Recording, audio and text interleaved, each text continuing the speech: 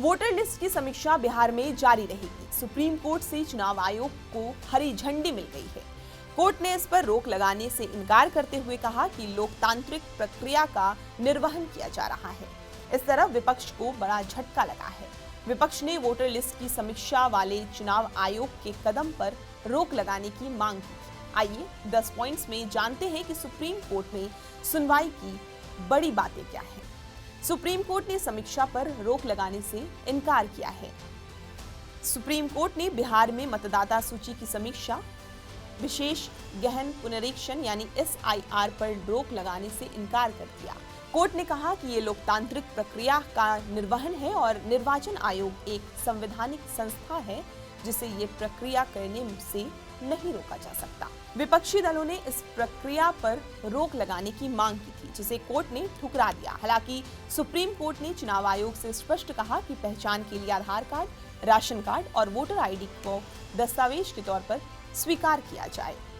Supreme court ने इस मामले में 3 प्रमुख सवालों की पहचान की। इसमें क्या निर्वाचन आयोग को विशेष गहन पुनरीक्षण करने का अधिकार है? आयोग द्वारा अपनाई गई प्रक्रिया कितनी उचित और पारदर्शी है? विधानसभा चुनाव जो कि नवंबर 2025 में होने वाला है, उससे ठीक पहले इस प्रक्रिया का समय कितना उचित है?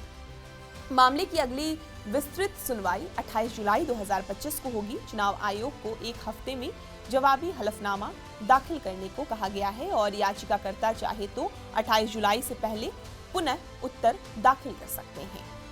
सुनवाई के दौरान आधार कार्ड को पहचान दस्तावेज के तौर पर शामिल करने पर जोर दिया गया। याचिकाकर्ताओं का तर्क था कि आधार को हटाना कानून की मंशा के खिलाफ है, जबकि आयोग ने इसे अनिवार्य दस्तावेजों में शामिल नहीं किया है। कपिल सिब्बल और अभिषेक मनु सिंघवी ने ये तर्क दिया कि ये पूरी प्रक्रिया नागरिकता की जांच जैसा लग रहा है, जो चुनाव आयोग का अधिकार क्षेत्र नहीं है। उनका कहना था कि नागरिकता प्रमाण राज्य या केंद्र सरकार का काम है, न कि निर्वाचन आयोग का। आयोग की ओर से वरिष्ठ वकील राकेश द्विवेदी ने कहा कि आयोग का उद्देश्य किसी को मतदाता सूची से हटाना नहीं है। आयोग मतदाता सूची का नियंत्रण और निगरानी करता है और कानून के अनुसार ही काम करता है।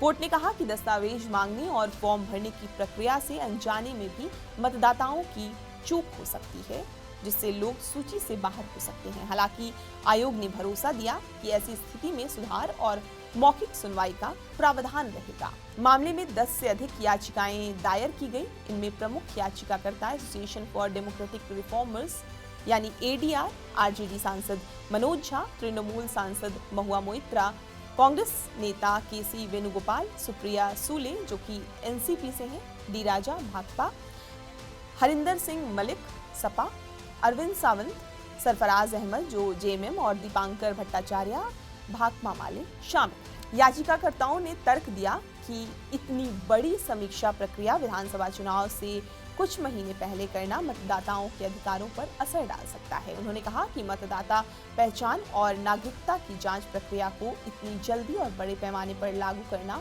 उचित नहीं है। आपको ये पूरी जानकारी कैसी लगी हमें कमेंट करके जरूर बताएं और बिहार की तमाम खबरों के लिए आप हमारे साथ बने रहें और देखते रहें TV9 बिहार झारखंड।